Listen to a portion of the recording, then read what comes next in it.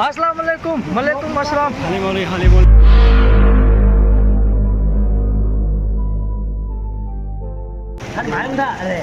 속도 뭐 봐? 속도 뭐 봐? 자, 스피터. 자. 속도 뭐 봐? 자. Ngoài tôi cái hè lầm đi chưa? Thôi đi tao về đi. Bây giờ sáng rồi. Cái người thứ trong lắm là gì?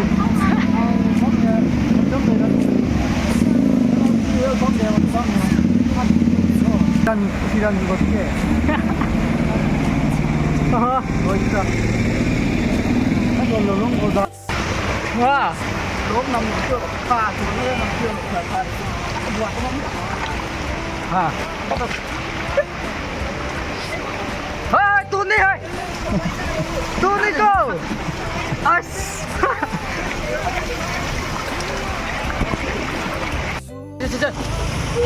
We are on Hotel California. I'm here. Whoa, Dubai. Oh my god, English. It's really hard for Dubai. It's kind of weird. Because of this flood. Subscribe to my channel and also press this bell icon. Dubai से नोंग तामनी ना लो Allah dikya con đi na thao na con hấp Soon we will be travel. Soon we will be moving here and there by boat.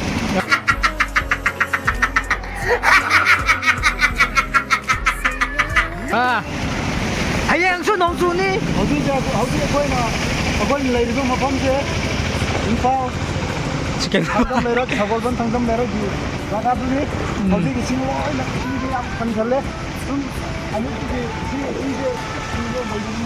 hậu kia xuống lép tao nào cũng xin chơi cũng hành gần đi anh mà phần đó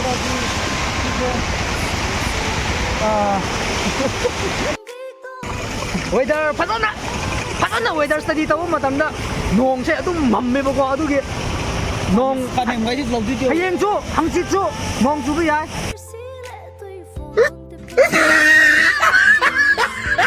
또 아두다 Nga pharaga le pare kana nga 아 깐나 nga yam 깐나 파리 나 벤시 nga 깐나 파리 근데 양 오피지 양 파고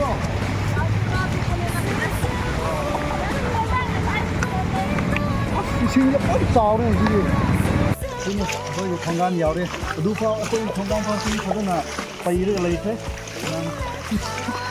빠이르가 이신이가 하와이 상 남순 남네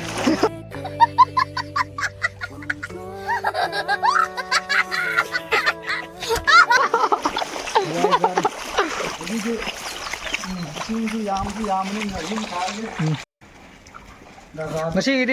असी लोसिलसे हयें फजना next video दा फजना येमसे bye bye good night खत्म हो गया शुक्रिया 24 hours later. Oh guys, welcome back to my channel. So today kano bazaar koithoge Manipur nong chubro 3 days continuously 3 to 4 days oirebo ko ado ngasi nong sa kha thoeba adu nong sa thok pada Imphal ke Manipuri condition je kamai to ga hai do mayam bazaar chalga yemine se asine Imphal national highway 37 asina NRL bomba thakda ko le kai ta thok pune hote adudo nise no sine sing khara hanthare sing di khara hanthare hote de ngarang nahan to di oi le dukan ba sing loi chang de nisi di toren koi ba ai dune ha koi ba na de toren koi ba ni ba toren koi ba được ga miam yang ko sida Imphal Manipur Imphal kari Imphal city Manipur city amani ba why not is the yamna popular oiba state ni ba adu da handak che karigi Nahando May date 5 the hailstone no yum sing to Wai Kre ado ngasi ngarang na ngasi so amuk nong na kri no nong na amuk khoi Imphal da Manipur wa hal li se kamaya no kri no maram do yam khalla game ta min se why our Manipur is suffering huh? Maybe because of the riots against between Meitei and Kuki because the SD demand ado ka Jadi you know ba miyam video se full yeng dio horen ka keno da bazar da Mahabali da Dulong da yena nga photocopy video copy ne du da yeng dio ko look si bridge si macha se changla ga amta yeng ko ka bo ka ri ko bu ri po re yeng se tamo ngam ni chang tu ni ko he tamo tu si bridge se si ko yang so ko yang Mia yo re as plus guru to ka video as Oripo hydrom le kai da machine condition se as hai Oripo tang ni ni where ni ho as nung si da hang thúc ni da thúc không có tên này khách đấy tao rồi chứ aya yang siya bro ba siya bro ba khoi Manipur da tàu se siya bro ba ye na kan si do ko no siya bro ba khoi su Hoji se baba fish ge mainole report ge mainole rak thok da ba thong macha baba fish le bido le bido adu da thok he yore adu na se hawe advertisement amuk jiri gi parking adu wa khare yemi ne se ko ma gi de asli thinga sorada chiye ba bo adu tapi ya de ba A few moments later. Hoji se overbridge makar laye ako Imphal city center of heart of the Manipur Imphal heart of Manipur Imphal and ako manung da mayai da laye ado ising na overbridge makar sing oi thalle bako ho naga ma pa ising thalle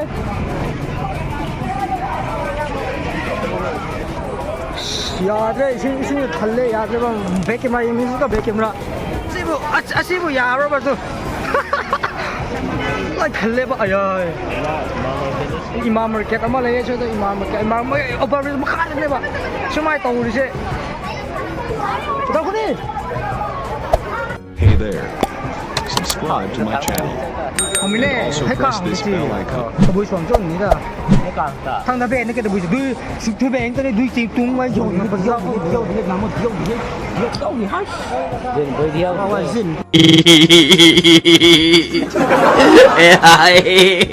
Ella va bien. Gilio.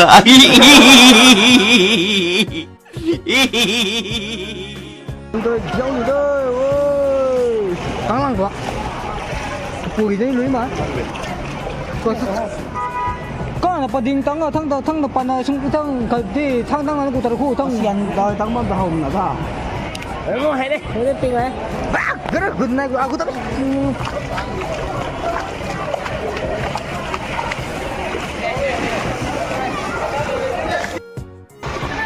hꯧ직세 문웅장 그래 보고 overbridge makara chatliye ising na yadre ba haไม่ให้เขาเรานี่มันนี่ปุ๊บเซ็นเตอร์of Imphal ให้ประเทศเอาให้รถในนี้เอาจุดหักอาตะน้องเท่อันนี้ฉันเป็นซ้ำสุดท้ายแค่นี้นี่คือ rescue team นี่แต่วันนายเวทให้ทุกประเทศชาตินี่ดีอ่ะตลาดเลี้ยงเงินแค่ไหม hay ha tala đi thế Bố đi đi đi làm thế. 성무콩 여기 hay súng một con ngàn thế 바랑 돼 nó này thôi 얘 nó có thế hay thế 스테이션 hay thế tôi Manipur station hay thế hay thế ngoài là thải không ạบ้านตรง option ตรงน้องตวง study คนนี้ Manipur เท่าไรก็จะ Jet 5ก็จะ Hailstone ไก่เช่นนี่ไปใส่ให้ที่นี่กูไม่ต้องไก่ตะบูตรงสุดนี่สุดน่ะ anh uống câu là tập luôn thái thôi mấy hệ thế này Sao xiang thế chắc nè. xiang ta mấy nỉ là gồng luôn đó thế nào là sợ mày đừng có nỉ mày ta tán đủ mê đừng có đã hay thì thế nào thằng gì mà hay như là đối hả đó chứ nào hay thế xem thái thuốc tăng lên thế chẳng phải tăng ra thế à chứ à bro Manipur nó tù chứ Manipur nó nông chú tù chứ chứ à bro mẹ quá hân lệ bro à chứ yên rồi yên tôi chưa yên rồi hay bây giờ mình ra nupi cái theo anh đi là ama cái ông gì mà đặt cái à lấy bữa đó luôn đi xin hân lệ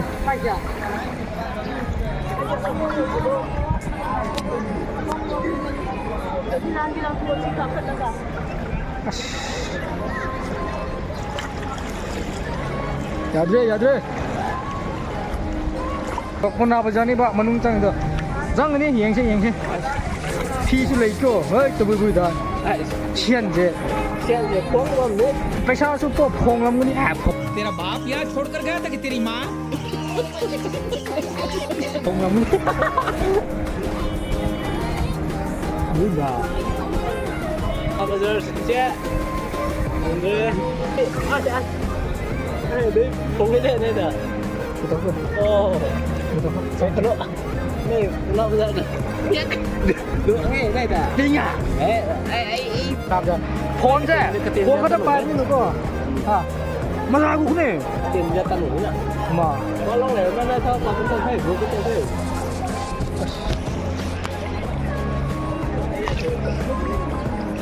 si con nào bây giờ mình lấy vào chút căng đúng đi mai làm nữa mai làm là cái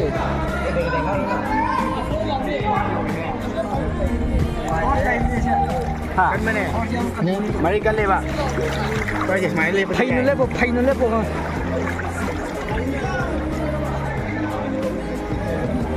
cái đó nào là gục ra khỏi tụng này bà gục nhỉ hết tụng thế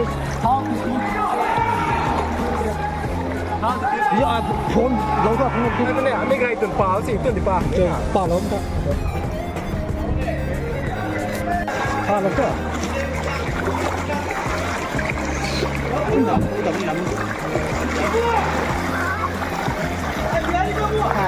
nice asin upa se nahan hel to labu matam da orange hat lip do hatu upa du ne anunga po khoi không đâu hey đây tani kalu Manipur ki lebak se siniba ising na loi ya ke mo the water level is increasing day by day Sorry.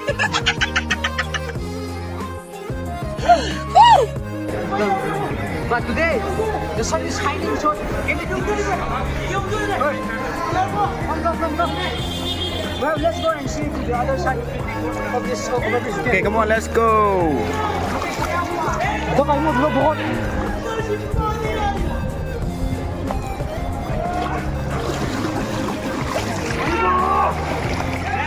Manipur! Manipur! Cái gì rồi? Manipur!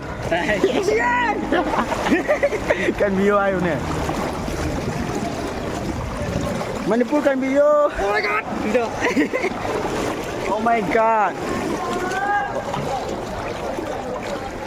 ini phải làm bên ima cái kia lại đó chúng ta yadre no we are not going there no sini ising je sao sao đấy Manipur se Imphal bazaar se dukaan hàng bây giờ ising na mấy thầy lẽ thì mami nem thì nhà nó uri je Khẩu thích chứ.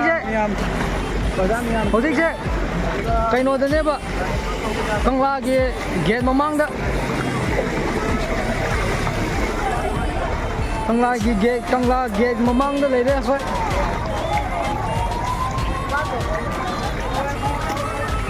Rescue ꯇꯤꯝꯒꯤ ambulance ꯃꯈꯣꯟ ꯇꯥꯏ ꯀꯤꯖꯩ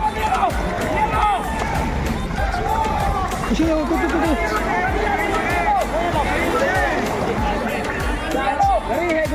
그래 그놈의 넬로 니목 셀러로 액셀레레이션도 너무 해 Let's go here 했다고 이거 걸어 인디오 그거 아니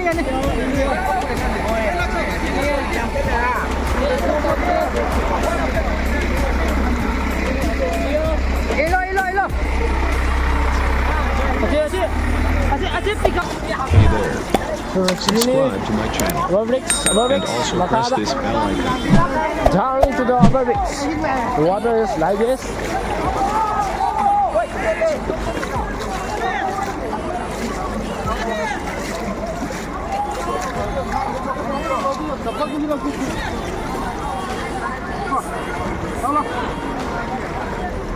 Ada ba? Xe, best. À, xe. Condition xe playground xe playground ni. Sina fish ni. Fish ni.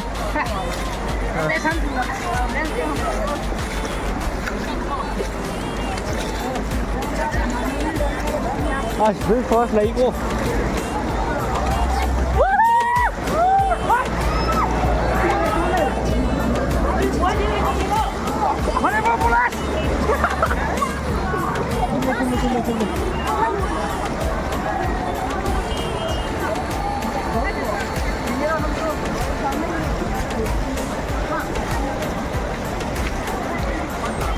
Đến nó nó mãi thế, hay càng la giờ phải đuổi đến nó mãi thế. Polo ground là cô nó bây giờ phải đuổi hay thúc thế, nhưng mà cái tiền của tôi, cho nên mình thúc mãi ra thế. Thúc chỉ mới bầm được thế, bầm hay nè.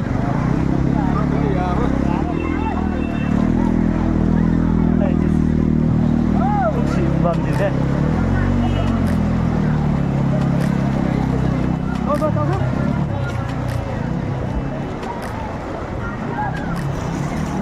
Phúc sĩ vâng thì thế.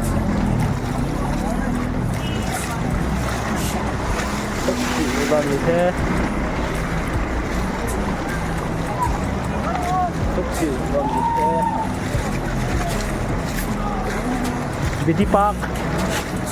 Beauty Park luôn thế, đúng âm thế.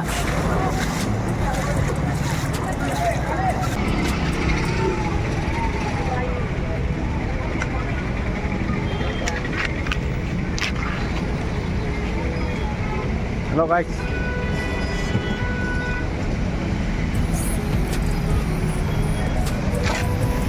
water Kangla water เขาต้องขาป่าเนี่ยบอกสิเขาต้องขาป่าเนี่ยKanglaต้องขาตรงนี้มากำ Thôi đây nè.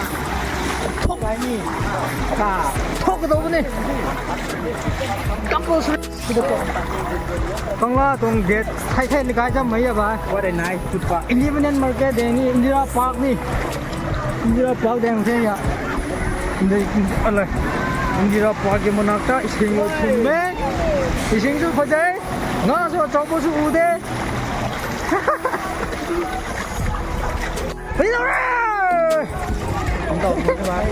nga hoa đây Bắt thằng biết chán chả bắt lại thế. Có gì như này đi. Đây hả? Cái này rồi làm gì nữa cái đó. Independent market Manipur Independent market.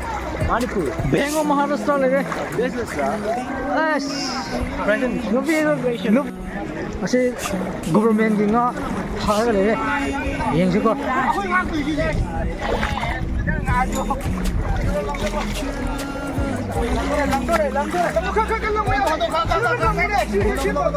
Pagdating masih Niko. Kilometer puta ba? Masih Niko sakti.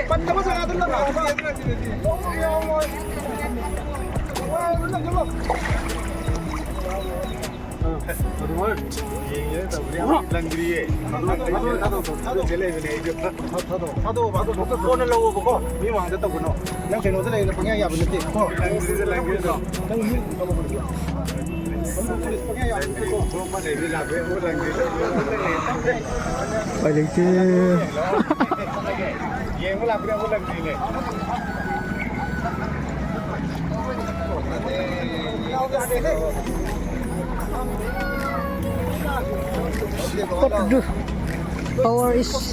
Power is power. Asim, net family, fish lover, nga lover,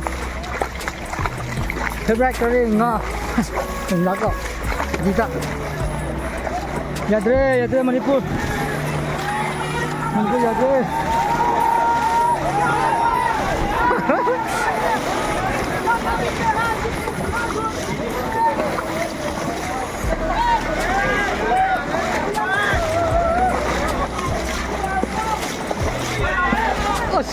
Không được hồi anh ơi.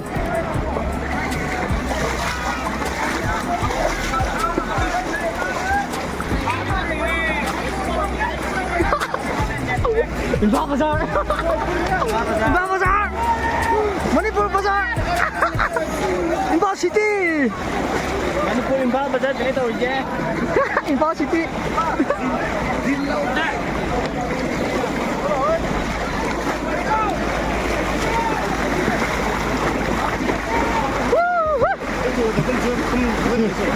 Đừng cry rồi. Đi cry thì chầu nữa đâu. Đi cry rồi.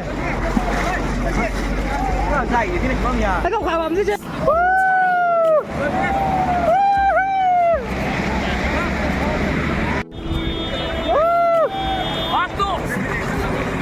Gantung rồi guys. Sudah, wantu tak?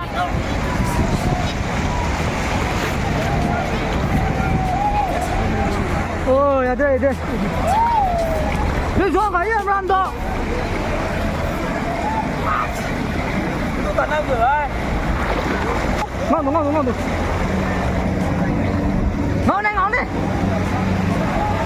Ngon terus.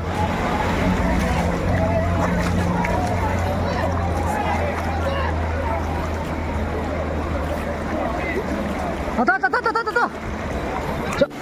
Tapos rồi, mình có đi được. Có đi được.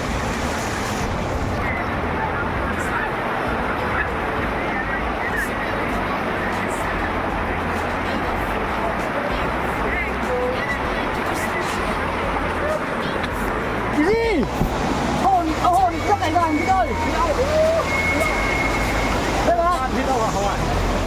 Đi ngồi rồi, ra là phải đi thuốc ngồi đấy, đi nhà thuốc không có là vậy.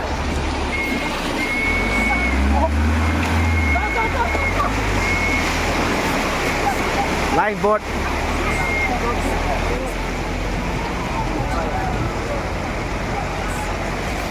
Theo như có. đó thì nào, tại vì một cái làm tầm như này giờ, không mày xây mà nó xuân thế. Mày vẫn mày đã có bắn ngay. Mày cao thức liền nó tan thay. Thế là cái tận mà nằm sần rồi, thế nhá. Không biết ta đang làm xỉ bẩm thế kìa. Mình cao đang cái liền ra như đây có mình đây thôi. Nhưng cậu như này săn gà hết ta mà. Nha một thay đấy. Cái này ta thấy nó thêm thời gian cả. Một cái lúc mà nó lại được một cái liền ra như chứ. Anh cao một thôi, à, một tay một thế. Cái liền nó có thể cao nó mông như thế. Đó, đây đó rồi. Ama, nó thốn ngay tao đi. Terus Aku lagi family seminar tu ya. Kami itu kan lagi masuk bengkel sebelum dah. Dah kasih hotel di situ kasih hotel ya. Kerja ni.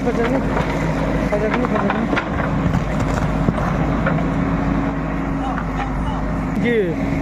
Cũng là dù phát tâm gì đâu. Cũng berdiri con mình chưa.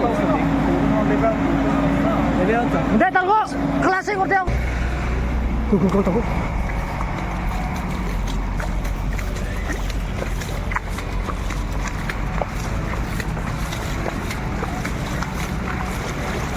Sao ở bên thường rồi, tôi đâu rồi? Cái thương ta. Ha? Cái gì à? Đừng quan cho mày.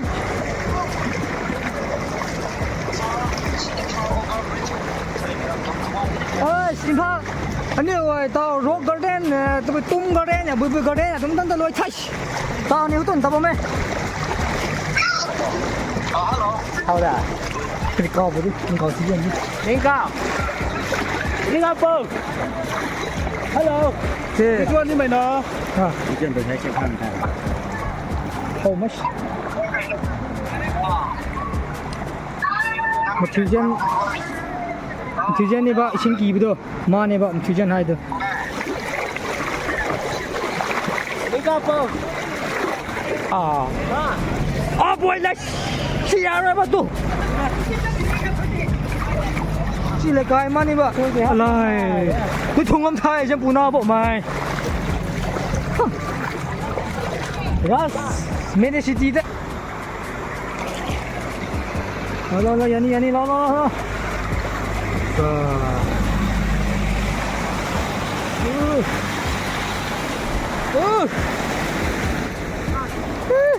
Bây giờ coi là lên, sao mình kì cơ, không thích chưa? Hay, trong khu vựcที่ SARS สิ่งไม่รองนี่ไว้นี่ให้กระจายกระสีนะกายตาขังนี้ก็มีแต่ relief ก็แบบนี้ไม่บ่อยต้องคู่มาเลยสิเด็กต้องคู่แบบที่ SARS อันพานี่อากลาตัวมันปุ๋ยต้องคู่มันจะAku rồi mày có cái to của tao làm đủ lồng ấy tao nè khăn mình ta khăn hàng tao tao mình thế rồi nè camera zoom ra xem kia lao zoom lại các cái zoom của tao khăn này rồi nó tao hun tao mới rồi hả hu hả khá lâu không nè vâng thế cả lo speaker thấy rescue team gì à thôi mình luôn thải thân đấy welcome to my đã được nó tốt đưa là mình Berapa ribu kumso beli? Berapa ribu kumso? Nani lah cek tu tam hinda. Ngangkol. Aku nggak kayak ibu naik ke dia aku. Itu lat buat bam ni ke?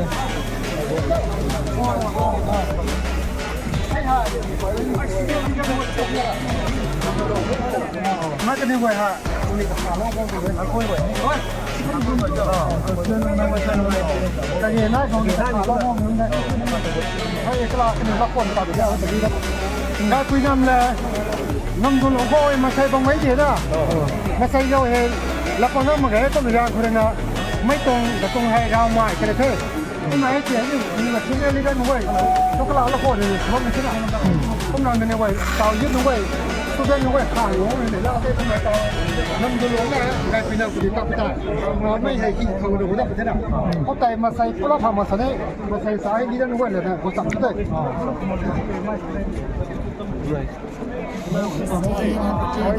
Ini alkohol boleh tunggang tu dengan necklace ni. Saya patak me payah nak saya. Tidak boleh aku. Pun patak tak tahu semua je. Kan dekat pun nak lewat kamu tu. Kira kira apa kau? Aku lihat sini kat sana ni.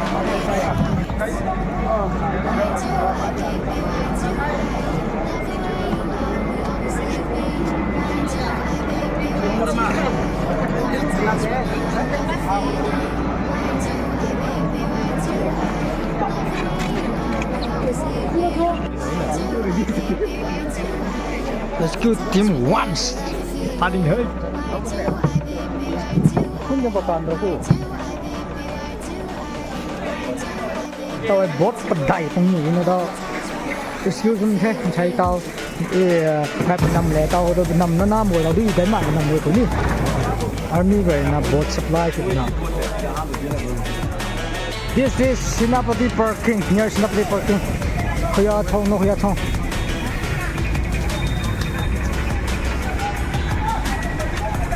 买的多呀。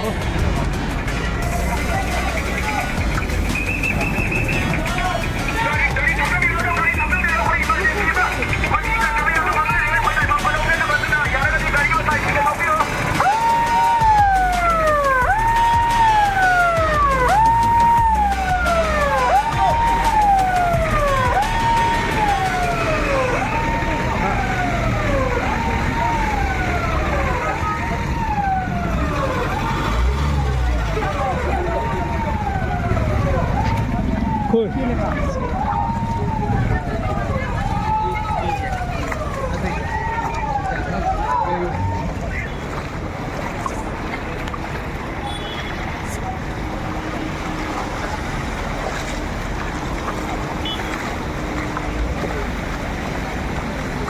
Snap din parking.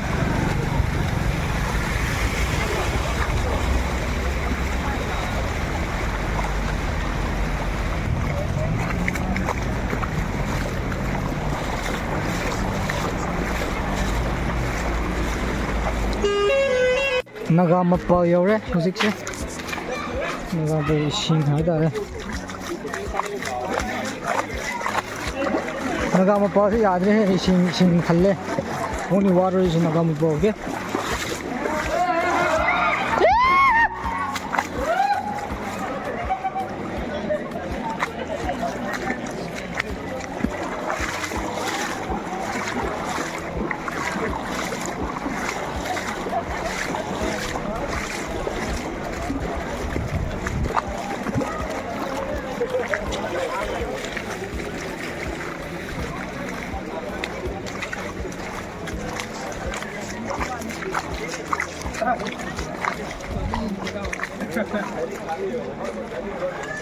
Nagamapal yore hꯧꯖꯤꯛꯁꯦ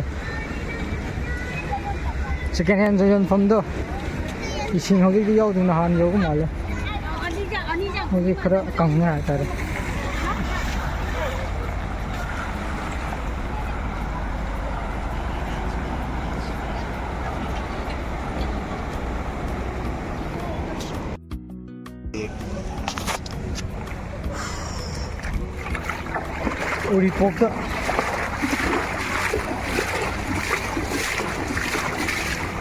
Uripok lagi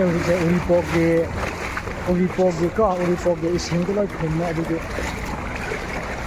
ay nakai gat nam do tatpi daga long do tatpi asmi rescue tal tho ware do thu ai de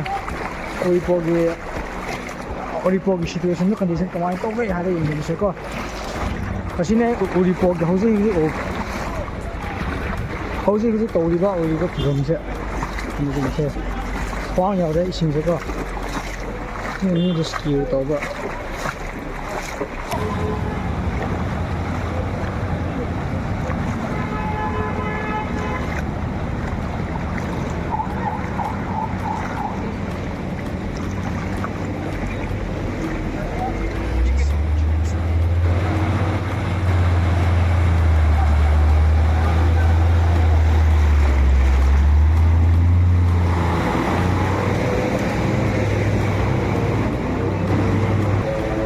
Wave to